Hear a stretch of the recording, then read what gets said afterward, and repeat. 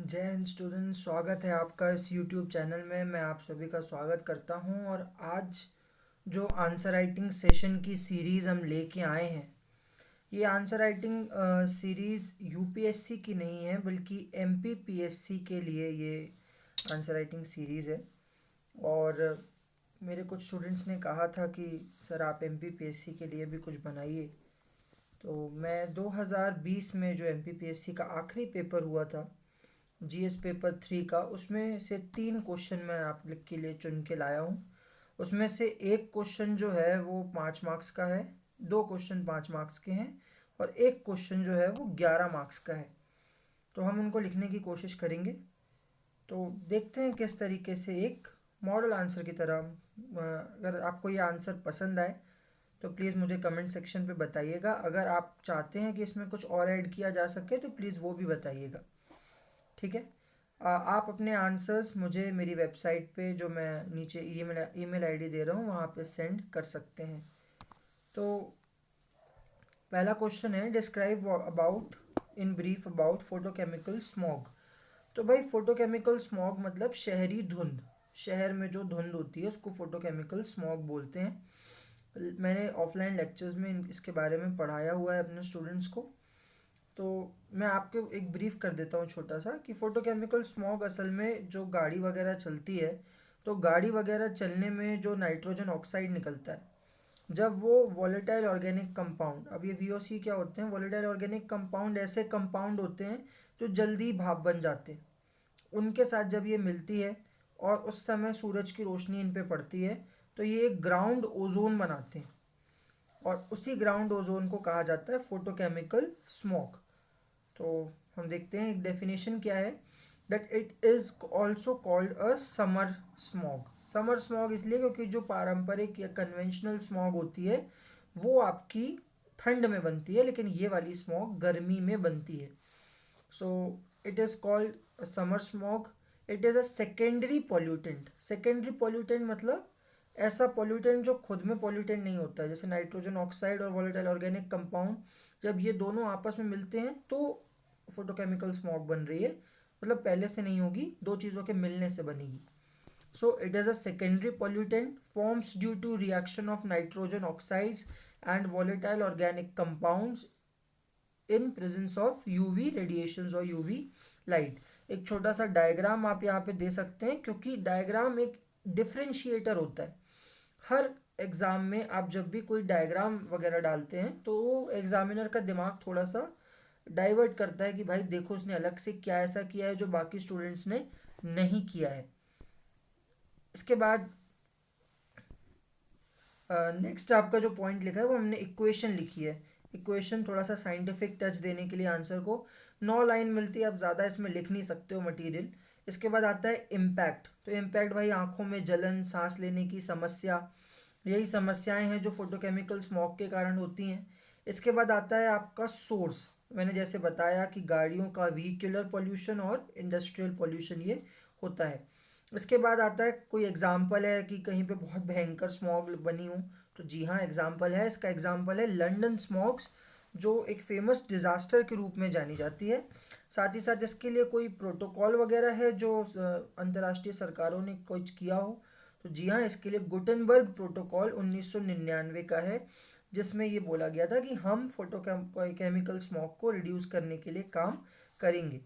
अब देखिए 5 नंबर के आंसर में आप मिनिमम मैक्सिमम से मैक्सिमम 5 पॉइंट लिख सकते हैं। यहाँ पे मैंने 6 पॉइंट्स प्लस एक डायग्राम दिया है उतने ही स्पेस में। सो मुझे लगता है इस आंसर को मेरे हिसाब से 4.5 नंबर करीब मिल जाने चाहिए। आप मुझे कमेंट सेक्शन पे बताइएगा ज़रूर कि कितने नंबर इस पे मिल सकते हैं, ठीक है। नेक्स्ट हम चलते हैं हमारे दूसरा जो क्वेश्चन है, what is the difference between weathering and erosion. कि वेदरिंग और इरोजन में क्या फ़र्क होता है। बेसिक ज्योग्राफी का क्वेश्चन है, एनवायरनमेंट का क्वेश्चन नहीं है, लेकिन फिर भी पेपर 3 में पूछा है पीएससी ने 2020 में जो पेपर हुआ था। तो अब देखिए इसमें हमने 3 खंड बनाए हैं अलग अलग। एक तरफ लिखा है आधार क्या है, बेसिस क्या है हमारे विभाजन करने के, डिवीजन करने के। एक तरफ हमने लिखा है वेदरिंग और एक तरफ लिखा है इरोजन। और इस आधार पे हम अपना जो डिफ्रेंशिएशन है वो करेंगे।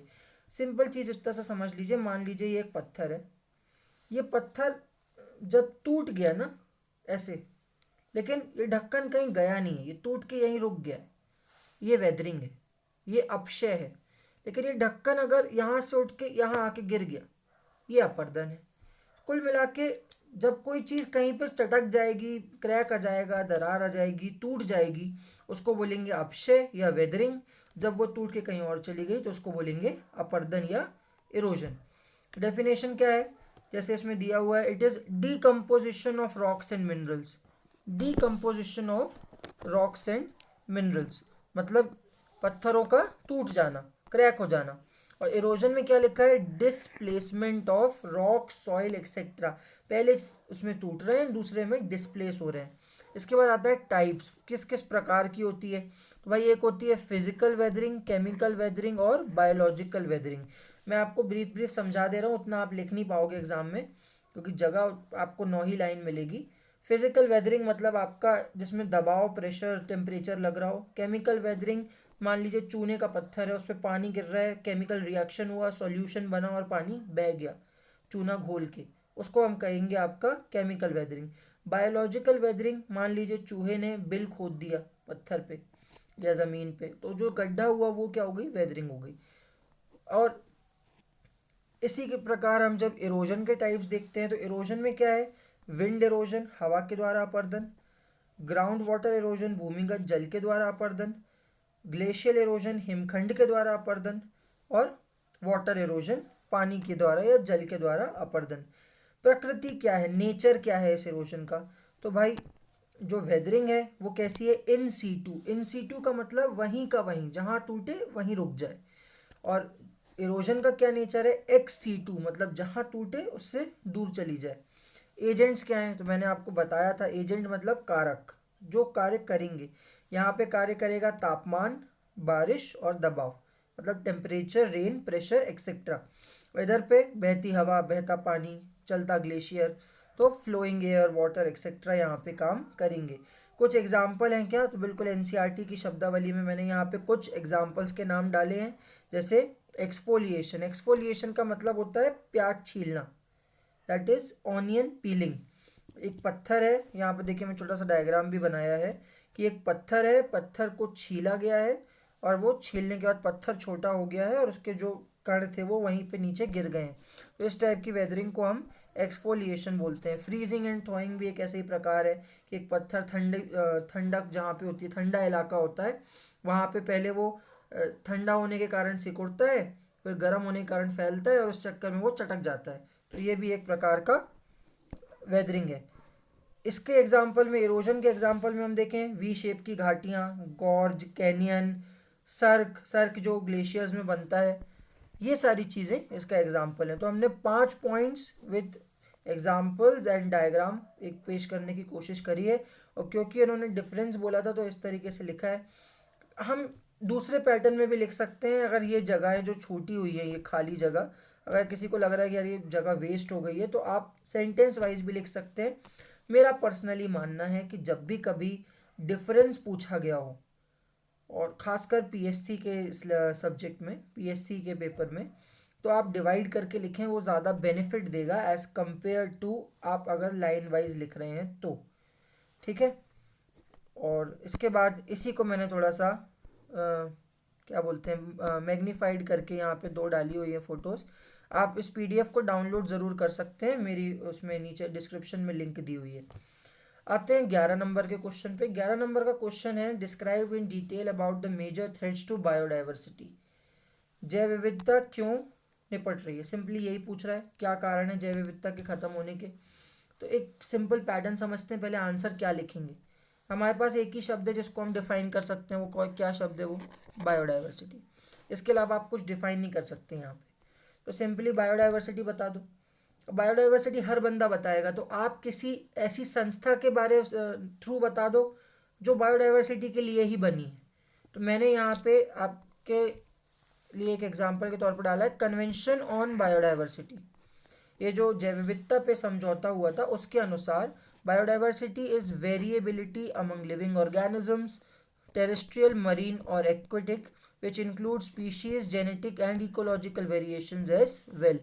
तो भाई सीबीडी क्या कह रहा है? सीबीडी ये कह रहा है कि बायोडाइवर्सिटी का मतलब होता है चाहे वो ज़मीन पे हो, समुद्र में हो, नदी में हो, कहीं पे भी प्रजातियां पाई जाती हों, वो प्रजातियां भले ही एक प्रजाति के अंदर ही प्रजातियां हों या अलग अलग प्रजातियों में प्रजातियां हों या अलग अलग क्षेत्रों में प्रजातियां हों, सभी तरीके की प्रजातियों को साथ में लेके चले, उसको बायोडाइवर्सिटी कहा जाता है।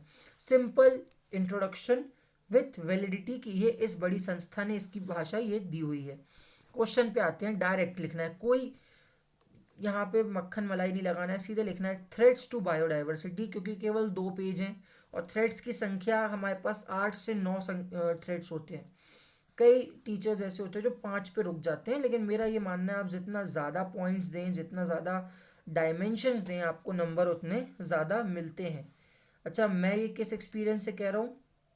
मैंने एमए में 2 सेमेस्टर टॉप किए हुए हैं और इन्हीं सब पैटर्न से मैंने टॉप किया हुआ है। मैं जो टेस्ट सीरीज़ दे रहा हूँ उसमें भी यही सारी चीज़ें आती हैं, तो उसी के बेसिस पे मैं आपको बता रहा हूँ। अगर आप मुझसे बोलेंगे तो मैं अपनी एमए की कॉपीज़ भी आपके साथ शेयर करूँगा। फिर हम आते हैं थ्रेड्स टू बायोडाइवर्सिटी पे। तो भाई सबसे पहला थ्रेड तो डिज़ास्टर है। मान लो ये हाथी, घोड़ा, बैल सब हैं और यहाँ पे बाढ़ आ जाए, सब समाप्त। तो मतलब कोई भी बाढ़, सुनामी, वोल्केनो, कुछ अर्थक्वेक वगैरह हो जाए तो बायोडाइवर्सिटी ख़त्म हो जाएगी। ये कैसा है? नेचुरल इम्पैक्ट, मतलब प्राकृतिक रूप से कुछ हो जाए तो। दूसरा आते हैं क्लाइमेट चेंज। भाई कोई भी बात आप यहाँ आंसर में कहो ना, कभी भी किसी के भी आंसर में कोई भी बात अगर आप कह रहे हो, बिना सबूत के बात करनी ही नहीं है, वकील की तरह बात करनी है यहाँ पे, ठीक है। क्लाइमेट चेंज में कह रहे हैं with rising global temperature above 1 degree Celsius species like corals are affected. हम कह रहे हैं प्रवाल भित्तियों को प्रभाव पड़ रहा है। उदाहरण भी देंगे। फिर उदाहरण क्या दिया? 90% bleaching in great barrier reef. Great barrier reef में 90% प्रवाल विरंजन हो चुका है। फिर हम आते हैं इन्वेजिव एलियन स्पीशीज, क्रांतिक प्रजातियां, आक्रमण करने वाली प्रजातियां, ऐसी प्रजातियां जो कहीं पे अगर आती हैं तो वहाँ पे और किसी प्रजाति को पैदा ही नहीं होने देती। इस टाइप की प्रजातियों को कहा जाता है आपका इन्वेजिव एलियन स्पीशीज। और इसी का एक क्या कारण है इसका? Phenotypic plasticity. ये मैंने ऑफलाइन लेक्चर्स में बताया है। फिनोटाइपिक प्लास्टिसिटी इतना ही समझ लीजिए कि टॉलरेशन, अनुकूलन करने की, वहाँ पे सहन करने की क्षमता। उदाहरण के लिए केन टोड फ्रॉम यूएसए, यूएसए से एक जो केन टोड आया हुआ है वो। फिर ओवर एक्सप्लॉइटेशन, ओवर एक्सप्लॉइटेशन, अत्यधिक खनन कर रहे हैं, पेड़ काट रहे हैं, जंगल काट रहे हैं और कोयला निकाल रहे हैं, उससे वहाँ के जो जानवर हैं, प्रजातियां हैं, वो अपने आप उनका पतन हो रहा है। उदाहरण के लिए इंडोनेशिया में एक रेन फॉरेस्ट है, वर्षा वन पाए जाते हैं, जिसको खजूर की खेती के लिए साफ कर दिया गया, पाम की खेती के लिए, ठीक है। और वो जो जिसको ताड़ी कहते हैं, और फिर उसकी उसके कारण क्या हुआ? ओरांगताओ नाम का एक बंदर है, वो बंदर खत्म होने लग गए। तो ये प्रजाति को नुकसान पहुंच रहा है, उदाहरण के साथ हमने बता दिया। डिस्ट्रक्शन ऑफ हैबिटेट, पर्यावास का नुकसान या उनको ख़राब कर देना। उदाहरण के लिए बेंगलोर में एक सॉल्ट लेक थी, उसको भर के वहाँ पे बिल्डिंग बना दी गई, तो उसमें जो मैनग्रोव्स लगे थे ना, वो मैनग्रोव्स वहाँ से ख़त्म हो गए। तो इस प्रकार से हर एक चीज़ के साथ एग्जाम्पल देना। फॉरेस्ट फायर्स, वन्य आग। अब वन्य में जो वन दहन भी बोलते हैं इसको, जो वन में दहन हो रहा है मतलब आग लग रही है, उसके कारण ये प्राकृतिक भी हो सकती है, मानव निर्मित भी हो सकती है। उदाहरण के लिए अमेज़ॉन में 2019 में फायर लगी। अब मैं सिंपली लिख भी सकता था, लेकिन मैंने क्या बनाया? एक साउथ अमेरिका का मैप और उसमें अमेज़ॉन। सिर्फ रीज़न यही है कि वो अलग से दिखे यार, हाँ इसको नॉलेज है, प्रेजेंटेशन के नंबर हैं यहाँ पे। फिर हमने लिखा वेस्टर्न घाट्स में माइनिंग, ये भी एक एग्जांपल है, वेस्टर्न घाट्स में माइनिंग हो रही है, उसके कारण भी। फिर हम आते हैं हंटिंग, मतलब शिकार कर लेना। भाई इसका तो सबसे बड़ा एग्जांपल है चाइनीज़ पेंगोलिन, ऊद बिलाव जिसको हिंदी में बोला जाता है। पेंगोलिन क्या कर उसको क्या करते हैं, उसकी ना बॉडी पे स्केल्स होते हैं, मतलब ऐसे कड़े कड़े ऐसी एरिया होता है, उसको निकाल के कैंसर की दवाई बनाते हैं चाइनीज़ लोग। तो उसके लिए उनको ना इलीगल उनकी स्मगलिंग करी जाती है, तस्करी करी जाती है, जिसके कारण उनको बहुत मारा जा रहा है। तो वो उदाहरण के साथ हमने लिखा कि क्यों जैव विविधता खत्म हो रही है, उसका एक कारण है हंटिंग या शिकार। पॉल्यूशन, प्रदूषण कैसे भाई? तो भाई सिंपली उदाहरण देना है, मैंने पढ़ाया हुआ है क्लासेस में, बायो एक्यूमुलेशन, जैव आवर्धन और जैव संचयन, मतलब बायो एक्यूमुलेशन, बायो मैग्निफिकेशन। होता क्या है, कोई भी ऐसा पदार्थ जो आपके शरीर में जाने के बाद गलता नहीं है, उदाहरण के लिए डाइक्लोफेनेक, जो इसका मैंने यहाँ पे उदाहरण दिया हुआ है, तो डाइक्लोफेनेक एक ऐसी दवाई है जो भैंसों को दर्द होता था ना तो उनको खिला देते थे, लेकिन ये दवाई उनके शरीर में गलती नहीं थी। जब गलती नहीं थी तो जब भैंस मरती थी तो गिद्ध आके उस भैंस को खाते थे और वही दवाई गिद्ध में जाती थी, उससे गिद्ध मर गए। तो अल्टीमेटली हुआ क्या कि गिद्ध इतने कम हो गए कि 98% गिद्ध खत्म हो गए राजस्थान में। बात समझ में आई? तो उस चीज़ को पॉल्यूशन के थ्रू देखा जाता है कि कैसे प्रदूषण जो है वो जैव विविधता को ख़त्म कर रहा है। और आखिरी में आते हैं अन्य कोई कारण अगर बचा हो तो आबादी बढ़ रही है, कार्बन फुटप्रिंट बढ़ रहा है, पदचिन्ह बढ़ रहा है, जिसके कारण ये चीज़ हो रही है। अब कंक्लूजन क्या दिया जाएगा? देखिए, जब भी कभी आप थोड़ा सा नेगेटिव कनोशन में आंसर लिखते हैं, कॉनोटेशन में, कि सब चीज़ नकारात्मक नकारात्मक बता रहे हैं, हाँ ये भी ख़राब हो रहा है, ये भी ख़राब हो रहा है, तो कंक्लूजन हमेशा एक पॉजिटिव साइड में देना चाहिए, क्योंकि आप एक सर्वेंट बनने जा रहे हैं, सिविल सर्वेंट बनने जा रहे हैं। तो उस स्थिति में आपका एक सकारात्मक व्यू भी होना चाहिए, पॉजिटिव व्यू भी होना चाहिए। तो हमने एक सिंपली लिखा है कि इंटरनेशनली, अंतर्राष्ट्रीय स्तर पर United nation convention on biodiversity और नेशनल स्तर पे wild life protection act 1972, environment protection act 1986, ये हमारे फैक्ट्स हमको डालने पड़ेंगे। और ये फैक्ट्स क्या हैं तो सभी को याद ही हो जाते हैं, इतनी बार ये रिपीट होते हैं। Are working to conserve biodiversity, वो जैव विविधता को बचाने के लिए कार्य कर रहे हैं। तो ये 3 आंसर मैं आपके साथ डिस्कस करना चाहता था कि पीएससी में हम इस तरीके से जो पैटर्न में क्वेश्चन आ रहे हैं, बहुत ही स्ट्रेट फॉरवर्ड क्वेश्चन है, इनको हम लिख सकते हैं।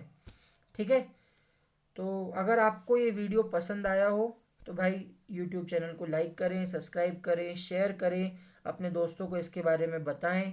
ये फ्री इनिशिएटिव है जहाँ पे मैं बच्चों को अपने खुद के एक्सपीरियंस से वो चीज़ें बता रहा हूँ जो जनरली बच्चों को डाउट्स रहते हैं और वो मिल नहीं पाती है। तो अगर आपको पसंद आ रहा है तो प्लीज़ लाइक करें। तब तक के लिए जय हिंद, जय भारत। मिलते हैं अगले वीडियो में, और बुध वाला वीडियो देख लेना। ठीक है।